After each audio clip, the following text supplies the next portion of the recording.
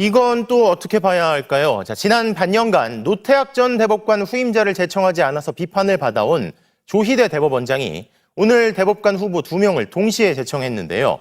언뜻 보면 공석 사태가 해소된 것만 드러나는데, 자, 그런데 이 대법원이 이번엔 대통령실과 의견 조율을 해서 후보자를 제청하는 관례를 거치지 않은 걸로 파악됐습니다. 대법원장 왜 안 왔습니까? 방금 연락을 받았는데 여러 가지 사정이 있어서 오시기 어렵다는 그런 메모를 받았습니다. 네. 양해 부탁드린다고 말씀. 저는 양해를 못 하겠는데요. 오셔야 될 것 같은데요. 네. 양해하고 퉁치면 법 안 지켜도 됩니까? 대통령실이나 청와대 쪽이랑 소통했는데 안 만나줘서 서면으로 냈다라고 말씀하시는데 그거 사실입니까? 네. 뭐가 사실입니까? 제가 확인해 보니까 지금 그게 아닌 것 같던데 왜 지금 법원이 궁지에 몰리니까 왜 갑자기 청와대를 끌고 들어옵니까? 지금 대법원장과 법원 행정처장의 판단에 의해서 서면으로 제출한 거 아니에요? 협의해서 했습니다. 어떤 협의를 했어요? 서면 제청하는 거에 대해서 협의했습니다. 당일날 했죠?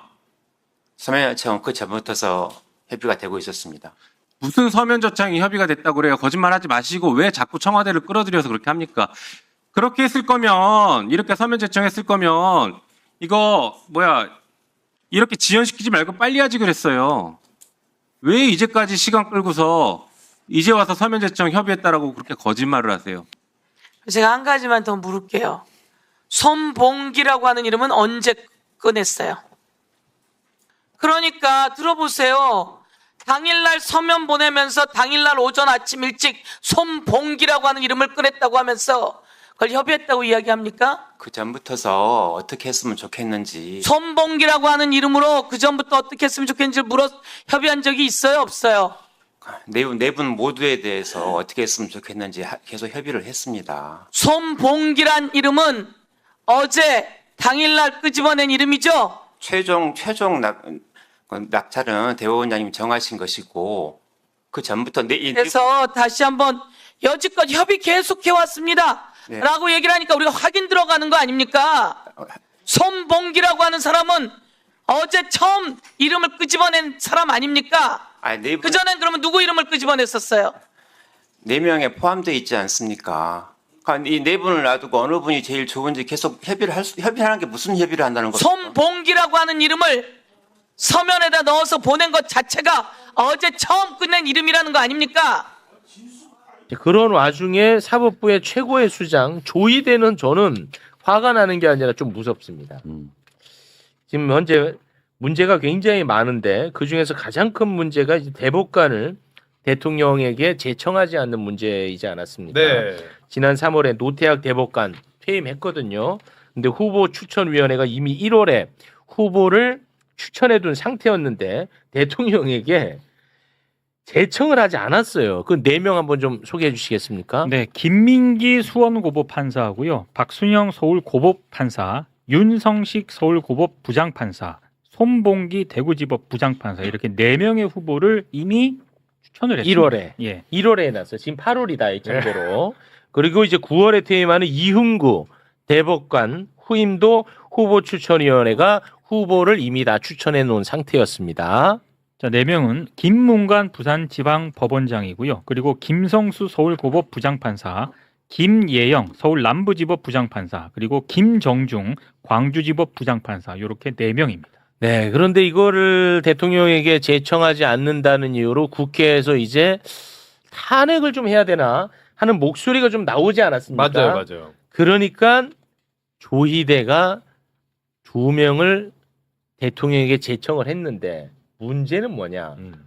임명권자는 대통령입니다. 네. 그래서 관례적으로 청와대하고 사전에 이렇게 교감하고 협조를 합니다. 약간의 조율. 네. 왜냐하면 임명권자가 대통령이니까. 그렇죠. 네. 근데 이놈의 조희대는 협조하지 않고 물어보지 않고 지 멋대로 이번에 제청을 했습니다.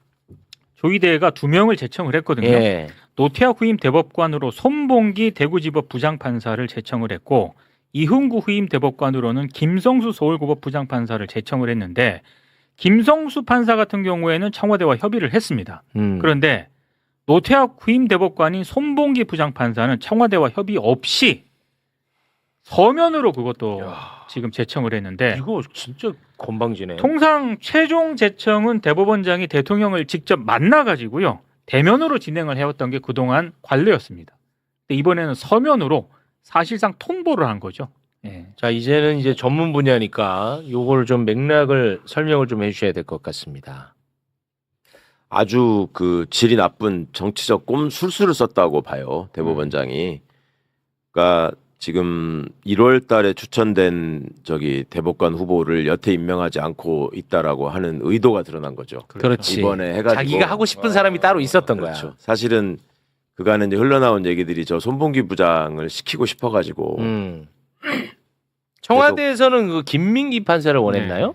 그거는 잘 모르겠어요. 아, 여성 뭐는 판사들이 아무래도 조금 더 필요하지 않냐. 여성이 몇 명 없으니까. 그런 얘기는 있었지만 특정인으로 누구를 한다라는 거는 저는 박순영 뭐 김민기 둘 다 괜찮다라는 생각을 개인적으로 하고 있었는데 네. 청와대가 어쨌는지는 지금 그거를 청와대에 들을 수는 제가 없으니까 네. 그거는 모르겠고 보도는 있더라고요. 예, 보도는 보도는 좀- 그런 식으로 예. 났었죠.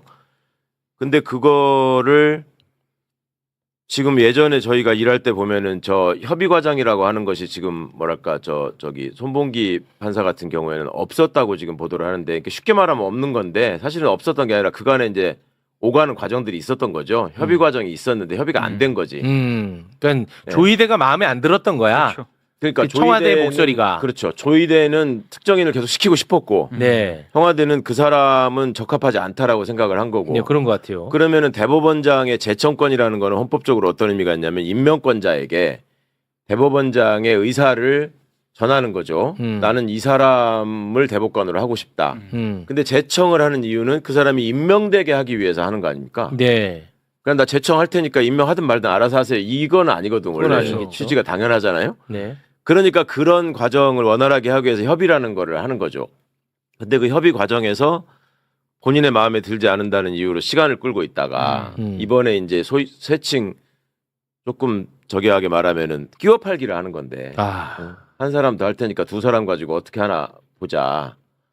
이게 참 안 좋은 건데 이게 또 검찰이 쓰는 수법이거든. 어떤 사람에 대해서 반드시 구속영장을 발부받고 싶을 때 저 같은 사람을 예를 들어서 구속을 시키고 싶고 그런데 뭔가 좀 찜찜해. 판사가 기각할 것 같아. 기각할 것 같아. 그러면은 민동기 같은 사람을 좀 선량한 사람을 끼워서 같이 청구를 하는 거야. 둘 다 기각 못하게.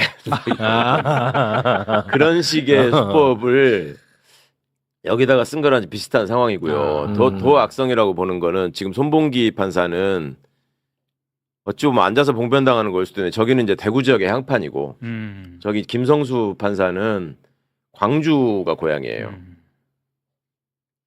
그러니까 이게 마치 지역 안배를 하는 것처럼 모양을 만들어 놓고 한쪽은 협의하고 한쪽은 안 하고 하는 해가지고 그러면은 본인이 생각할 때도 국회 동의 절차를 거쳐야 되는데 대법관은 그러면 이제 어떤 절차가 어떻게 된다고요?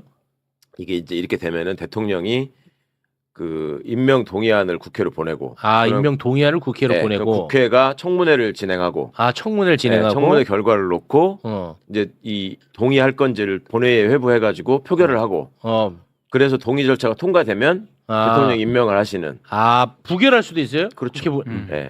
국회에서 부결로 가야겠다. 그러니까 국회에서 부결하면은 이거는 웃을 일은 아닌 거. 예, 우리 헌법 조항이 어떻게 되어 있냐면 대법관은 대법원장의 제청으로 국회의 동의를 얻어 대통령이 임명한다 이렇게 되어 있거든요. 3단계예요. 대법원장의 제청. 제청은 적임자를 추천하는 과정이고요.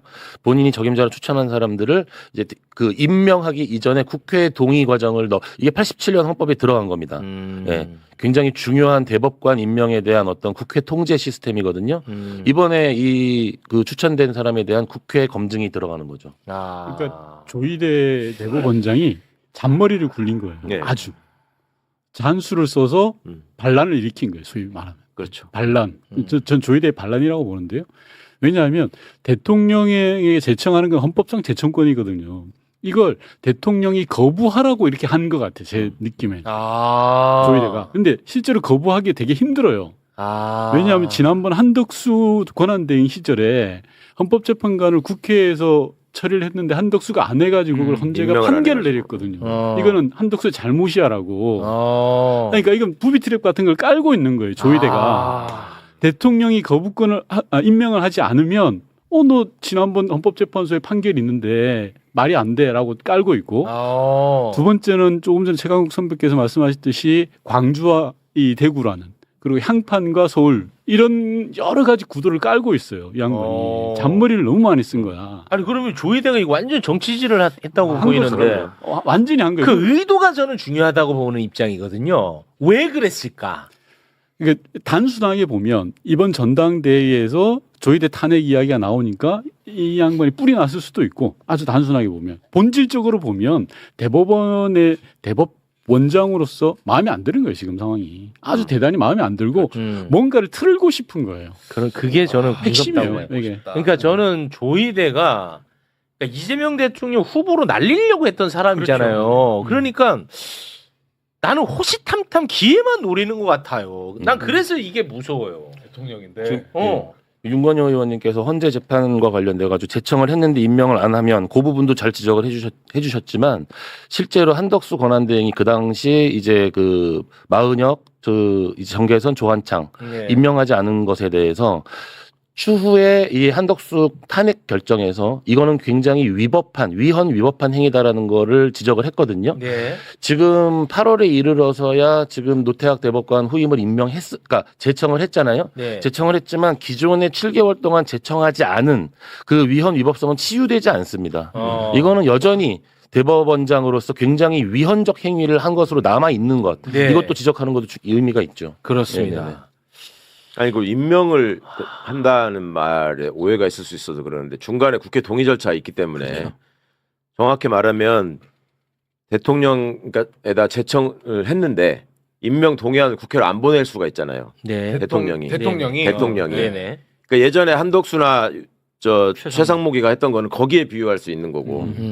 근데 국회로 오면 국회가 청문회를 거친 다음에 동의하느냐 마느냐 전적으로 국회의 권한이고 그다음에 국회가 동의를 해서 보냈는데 대통령이 거기서 또 임명을 안 할 수가 있는 거지.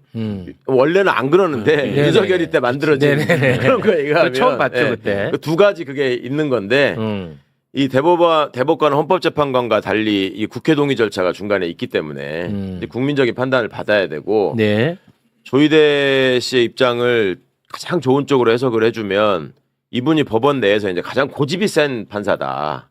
예전부터. 누가요? 조희대가. 이런 평가를 받아왔어요. 그러니까 자기는 윤건영 의원 말씀처럼 지금 정치권의 상황이나 이런 돌아가기 마음에 안 드는 거야. 그리고 나는 사법권 독립을 계속 수호하는 원칙적인 판사야. 자기 생각할 때. 그러니까 가장 좋은 쪽으로 해석하자면. 그러니까 나는 헌법상의 제청권을 그냥 행사할 테니까 그러면 부동의를 시키든지 거부해보세요. 말하자면 입법부하고 행정부에다가 공을 던진 거예요. 정치적 파장을 염두에 두고. 그래서 국민들이 보기에 누가 이기나 해봅시다. 이런 마음이 있을 것 같고.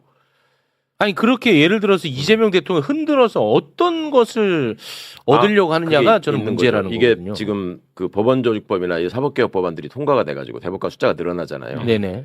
그러면 앞으로 조희대 씨가 내년 7월까지가 정년이기 때문에 그 안에 또 대법관 제청 이게 필요한데 본인은 앞으로도 계속 이런 식으로 내 맘대로 하겠다라는 일종의 기싸움. 기싸움.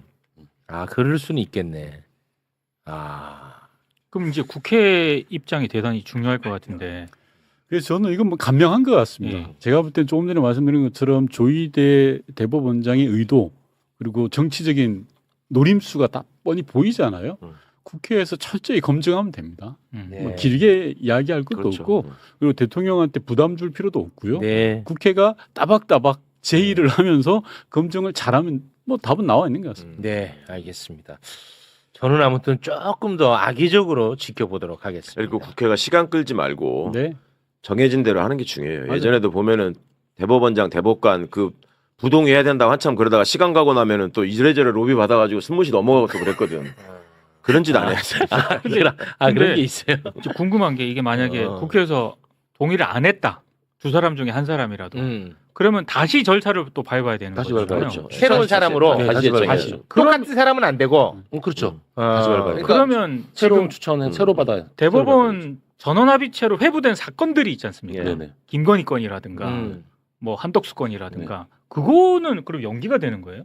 아니죠. 지금은 없는 공석 상태에서 진행이 되는 거예요. 아. 예. 그 상태에서 할수 왜냐하면 있는데 전원합의체는 우리 법에 대법관의 3분의 2 이상의 출석이 이제 그 아하. 전원합의체 요건이기 때문에 네네. 지금 2석이 공석이 되더라도 진행이 가능해요. 근데 아하. 그러면은 진행하다가 네. 그 결론이 아직 안 난 상태에서 2명이 새로 들어오면 네. 그래도 2명을 배제하고 들어오면은 약간의 시간을 더 그 사람들이 기록 검토를 해야 되니까. 근데 시급한 사건이면 기록 검토를 빨리 할 수 있으니까 그것 자체는 큰 문제는 안 되죠. 조희대 대법원장의 장기가 기록 빨리 보는 거잖아요. 이틀이면 다 봅니다. 뭐 수십만 페이지도 금방 보는데. 그렇습니다. 그러니까 지금 현재는 전원합의체는 그냥 진행은 될 수 있어요. 알겠습니다. 조희대 이자 말이죠. 정말 나쁜 X예요. 아니 그동안에 6개월 넘었어요. 7개월 동안 대법관 후임 제청을 안 했지 않습니까? 원래 대법관 후임 제청을 바로 해야죠. 그래야 대법관을 임명할 거 아닙니까? 그래서 6개월 넘게 계속 미루고 그러니까 이거 직무유기다. 이자 탄핵해야 된다라고 하니까 자기 피하려고 제청을 딱 하는데 원래 지금까지 제청은 대법원장이 대통령과 협의를 해요. 그리고 대통령을 대면해가지고 이런 사람을 대법관으로 제청하려고 합니다. 임명을 하시면 좋겠습니다. 라고 하는 거예요. 그런데 지금까지 한 번도 그런 적이 없었는데 서류 한 장 딸랑 보내가지고 나 이 사람들 임명하려고 하는데 제청하려고 하는데 이렇게 보낸 거예요. 이런 짓이 어디 있습니까? 신유진 변호사님. 이거는 대통령의 임명권을 침해하는 거 아닙니까, 엄밀히? 저도 그렇게 생각합니다. 헌법 104조 2항에 대법관은 대법원장의 제청으로 국회의 동의를 얻어 대통령이 임명한답니다. 그렇다면 이 제청권이라는 것이 임명권을 대체할 수는 없거든요. 지난 1월에 이미 노태학 대법관 후임으로 추천됐던 인사 중에서 청와대와 대법원장 의견이 좀 갈등이 있다. 이제 이런 보도 끝에 결국 제청을 안 했어요. 그 얘기는 아니 내가 원하는 사람으로 밀어 넣고 싶다라는 의지를 아무것도 안 함으로써 계속 보여줬던 거 아닙니까? 그런데 이제 또 이흥구 대법관 후임 인선 과정에서 그렇다면 이번에는 청와대 쪽에서 임명할 사람 넣고 1대1로 맞교환하겠다 이런 생각으로 넣지 않았으면 이렇게 할 수가 없는 겁니다. 임명권이라는 건요, 제청한 사람을 기계적으로 도장 찍는 임명권, 기계적인 임명권이 아닙니다. 최종 결정권인데요. 이 제청권으로 최종 결정권을 뒤집으려고 하는 이런 노림수를 보인 건데, 이거 국민들이 다 아는 거 아닙니까? 이런 건 참을 수가 없고, 사실상 대법원장에 대해서는 지금 탄핵 사유 이야기도 하셨지만, 이미 법원 내에서 사퇴 요구가 있었습니다. 그것도 2번이나 있었고요. 이 상황 자체를 그대로 지켜볼 수는 없다라고 생각합니다. 오늘 아침에 기자들이 조희대 출근길에 왜 청와대에 서면 통보했느냐라고 물어보니까 뭐라고 답했는지 한번 들어보시겠습니까? 네, 대법원장님, 대법관 후임 청와대에 서면 통보하신 이유 있으실까요? 지금 5개월간 공석이었는데 청와대하고 조율이 잘 안 되신 건가요? 아무 말도 않고 들어가요. 근데 김병주 진작에 조희대 탄핵해야 된다라고 하는 얘기가 당내에서 있지 않았습니까? 저부터 했었죠. 네. 사실은 조희대 사퇴 또는 탄핵 주장하기 위해서 제가 엄동설원에 7주 동안 1인 시위까지 했었잖아요. 네. 그러다가 좀 간철이 못 됐죠. 이제는 더 늦춰서는 안 된다고 봅니다. 이제는 탄핵으로 가야 되지 않나 싶고요. 오늘 아침에 김민석 당 대표도 지금 조희대에 대해서 강하게 비판하면서 사퇴하라고 요구를 한 상태거든요. 그래서 당에서 좀 나서서 지도부부터 해서 요구를 해서 이제는 사퇴 아니면 탄핵까지 가야 되는 거죠. 네. 지금까지 관례가 딱 있지 않습니까? 대법원장이 대통령 만나서. 근데 이제 지금 조희대가 이재명 대통령 만날 면이 있겠습니까? 그래서 그런 것인지는 모르겠지만 그래도 이렇게 서류 딸랑 보내가지고 그렇게 하는 것은 말이 안 되지 않습니까? 윤경호 소장님 보시기에 조희대가 뭘 노리고 그런 것 같습니까? 극한 대치에 이제 탄핵 더 이상 외통수잖아요. 뭐라 그럴까 한번 때리려면 때려봐라. 뭐 제가 보기엔 이렇게 나온 것 같아요. 완전 때려 이거네. 네. 그러니까 어떻게 보면 대법원장은 사실 선출직이 아니지 않습니까? 그 임명직 자리예요. 대통령은 국민들의 의사가 모아진 선출직. 근데 이 두 양 마치 뭐 기관의 수장 이렇게 착각을 한 거 아닌가라는 생각이 들어서 막판 어떻게 보면 힘겨루기 하다가 그래 한번 때려봐라 뭐 이런 꼴인데 저는 이제 이미 여러 비판이 나왔으니까 그걸 뭐 중언부언할 필요는 없는데 6개월 동안 이 노태학 대법관의 후임으로 공석을 비워놓은 게 왜 문제냐? 지금 대법관들에게 주어져 있는 업무의 과중함을 엄청나게 많이 얘기하잖아요. 순서대로 정상적으로 기다리면 대법원 상고심 뭐 부재 하세월이라는 거 아닙니까? 그런데 그래서 대법관 증원이라는 카드를 지금 여당에서 꺼내서 그거 관철시켰잖아요. 그럴 때 또 얼마나 반대가 많았습니까? 근데 그 소용돌이가 치고 있는 와중에 6개월 동안 업무 과중함에 일손 하나가 부족해서 허덕허덕 된다는 노태학 대법관 후임 자리를 그냥 비워놓지 않았습니까? 방치를 했잖아요. 그 이면에는 물론 대통령실 청와대와 대법원장 간에 뭐 마크 조율이 안 됐다 그러지만 그 마크 조율이라는 것도 아까 제가 말씀드렸듯이 본인이 사법부의 수장으로 자존심 대결을 할 일은 아니다. 그런 점에서 제가 보기엔 지금 이제 극한 대치에 막바지 상태에 온 거 아닌가 하는 생각이 듭니다. 지금 이렇게 반년을 뭉개다가 딸랑 통보를 하는 형식인데 이런 식으로 하면 어떻습니까? 국회에서 대법관 인준할 수 있겠습니까? 그러니까요. 여기엔 하기 어렵죠. 사실은 그 절차라든가 이런 것들이 문제가 있잖아요. 그렇기 때문에 당에서는 여기에 대해서 심각히 우려를 하고 있다고 봅니다. 사실 조희대 탄핵이나 사태는 벌써 했었어야죠. 12.3 내란에 또 관여된 걸로 의혹이 있었는데도 불구하고 그때 내란 특검에서 그냥 서면 조사하고 말아버리고 또 그 이후에도 어땠나요? 이재명 막강한 대선 후보를 그냥 사법 구테타처럼 해서 정치적인 생명을 끊으려고 했잖아요. 이런 것들이 차고 넘치는데도 아직까지 대법원장 자리를 지키고 있으니 우리 국민들이 분노하고 있는 거죠. 그리고 지금 형태도 그렇고요. 네네. 이런 조희대 절대 그냥 둬서는 안 됩니다. 조희대를 향한 시원스런 일격 완전 일품이었습니다. 바로 이런 목소리를 바라고 바랐습니다. 윤우현우님 이제야 제자리를 찾고 있는 것 같습니다. 조희대 빨리 손 봐야 사법부가 바로 설 것입니다. 착한 악마님 이게 여당 대표지요. 젊은 오빠님 조희대가 지 마음대로 대법관 제청했다고 합니다. 이제는 법원 조직법상 임기가 6년이지만 정년이 만 70세로 규정돼 있어서 57년 6월 6일생이니까 만 70세가 되는 27년 6월 5일까지 3년 6개월간 그 자리에 버티고 있어도 어쩔 수가 없습니다. 그래서 민주당이 하루빨리 빵진숙이하고 같이 탄핵하기 바랍니다. 젊은 오빠님 연구 많이 하셨네요. 사실 첫 번째 회의라고 할 수 있는 이 자리에서 조희대를 정면으로 김민석 대표가 얘기한 부분은 저는 보면서 그런 생각이 들었어요. 물론 이제 바로 어제 조희대가 이런 짓을 했기 때문에 그 부분에 대한 것도 있지만 이제 김민석 대표가 생각하기에 민주당의 방향이 그동안의 검찰개혁에 집중돼 왔다면 이제는 사법개혁 차례다라는 생각을 하는 것 아닌가 하는 것 하나. 그다음에 김민석 대표가 국무총리에 있을 때는 행정부에 있으면서 사법부를 공격하는 것 쉽지 않았죠.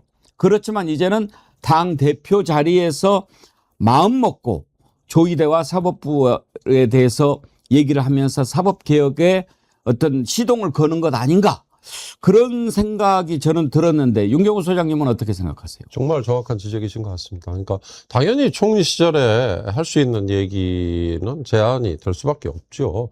그런데 김병조 의원님 말씀을 제가 듣는 과정에 정말 6월 5일 대선이 치러지고 나서 왜 그 직후에 꼭 특검이 기소를 해야만 할 수 있는 일이었을까? 국회에서 입법부 차원에서 조희대 대법원장에 대해서 왜 바로 즉각 탄핵 추진 시도를 안 하고 미뤘을까? 왜냐하면 이건 기소를 하고 재판을 벌여서 단죄를 할 일이 아니고 이건 정치적으로 궁지에 몰아넣어서 뭐 탄핵을 성사를 시켰어야 될 일이었다 싶으니까. 근데 지금 좀 표현이 그렇습니다만 뭐라 그럴까? 시간이 좀 지나면서 이게 무뎌져 버린 걸로 아마 조희대 대법원장 본인과 주변 사람들은 버티면 됩니다라는 얘기를 할 겁니다. 아까 우리 정어리 의원님이 분석해서 올려주셨다고 그러지만 내년 6월까지가 임기다라는 얘기를 주변에서 뭐 공공연히 했거든요. 그러니까 왜 우리가 새 정부 출범 직후에 이 조희대 대법원장에 대한 탄핵 추진을 국회에서 안 하고 미뤘을까에 대한 아쉬움이 지금 더 큽니다. 조희대 탄핵합시다. 김병주 의원님 발의하십시오. 네. 해야죠. 예. 네. 게다가 당 지도부하고 네. 잘 논의하겠습니다. 예, 게다가 지금 네. 대법원 전원합의체로 해부된 사건들이 예. 심상치가 않은 매우 중요한 사건들을 미루다가 전원합의체로 딱 받았단 말이에요. 그거는 소부에서 그렇게 미루다가 결정을 한 것이 아니고 대법원에서 대법원장이 이거 전원합의체로 넘겨 이런 서로 사인이 있지 않고서야 있을 수 없는 일이거든요. 그래서 지금 뭐 한덕수, 이상민 그리고 또 우리가 주목하고 있는 김건희 이렇게 전원합의체 해부된 사건들에 대해서도 지금 조희대 대법원장이 대법원장의 수장으로서 제대로 이 재판을 할 수 있을까? 이런 의심이 드는 과정에서 또 이런 재청권을 행사했기 때문에 저는 탄핵으로 인해서 직무 정지가 필요한 시기다 이렇게 봅니다. 설마 하다가 우리가 당한 게 한두 번입니까? 비상계엄도 김병주 의원님이 경고하고 예고했을 때 누가 설마 했지 그거를 실제로 일어날 거라고 생각했습니까? 그런데 지금 한덕수라든지 이상민이라든지 이런 자들 재판을 전원합의체로 넘겼잖아요. 네. 이거 뭐지? 우리가 설마 뭐 그러다가 조희대가 어떤 짓을 할지 어떻게 합니까? 그렇게 되면 또 얼마나 상황이 복잡해집니까? 네. 지금 최상목 재판도 대법원에서 지금 그 결정을 안 해주니까 6개월이 넘도록 재판도 못하고 있지 않습니까? 되게 심각한 지점은 지금 이 내란 주요 임무 종사 관여에 지금 우리 김병주 의원님께서 지적하셨지만 그 계엄 당일날 대법원에서 회의가 있었고 또 계엄 다음 날 이제 출근하면서 인터뷰를 해서 이 비상계엄 내란에 대해서 어떻게 생각하냐라고 할 때 이거에 대해서 대법원장으로서 사법부의 수장으로서 이건 불법한 뭐 내란 계엄 불법이다 이런 말이 아니고 계엄이 어떤 절차를 거쳐서 이루어졌는지를 살펴봐야 된다라고 하면서 판단을 보류했어요. 그런 행동들이 과연 이거는 내란에 전혀 관여하지 않았다고 볼 수 있는가? 근데 이 내란 관여라는 부분을 아까 우리 윤경호 소장님께서도 지적해 주신 바가 있지만 이건 내란 관여로 볼 수 있는 부분이 있고 탄핵 사유다라고 하지만 또 한편으로는 압수수색, 그러니까 강제 수사로 어떤 일정한 증거를 확보하지 않으면 그 뭐랄까요? 이 디테일함을 살릴 수가 없거든요. 그래서 그때 사실 내란 특검이 굉장히 빠르게 수사를 했지만 그 조희대 부분을 한편으로는 좀 봐주기 했던 부분이 계속 좀 마음에 걸리는 부분이 있습니다. 설마에 지금 혹시 벌어질 수 있는 일이 김건희의 구속기한 만료 10월 8일까지 대법원 전원합의체에서 시간 질질 끌다가 그때 추가로 다른 사건으로 추가 기소가 되지 않는 한, 뭐, 아니면 2심에서 다른 사건으로, 확정 판결이 나지 않는 한, 만약에 10월 8일까지 시간을 끌어버리면 석방될 수 있는 상황도 있잖아요. 김건희에 대해서 대법원에서 형이 확정되지 않고 그때까지 그렇습니다. 가면은 전원합의체에서 시간을 질질 끌면. 그러니까 그 설마에 지금 이것까지도 조희대의 장난질이 과연 나오는 거 아니야? 이제 이런 우려도 지금 할만하죠. 조희대 탄핵해야 합니다. 세렝게티님 여기서 아무리 입방아 쪄봤자 말짱 도루묵 그러셨는데요. 세렝게티님 저는 그렇게 생각하지 않습니다. 뭐 우리가 얘기한들 뭐가 달라지겠어? 이렇게 생각하면 역사는 바뀌지 않습니다. 소리를 내야 합니다. 비록 조그마한 소리라 할지라도 그 소리가 모이면 엄청난 함성이 되고 그것이 역사를 바꿉니다.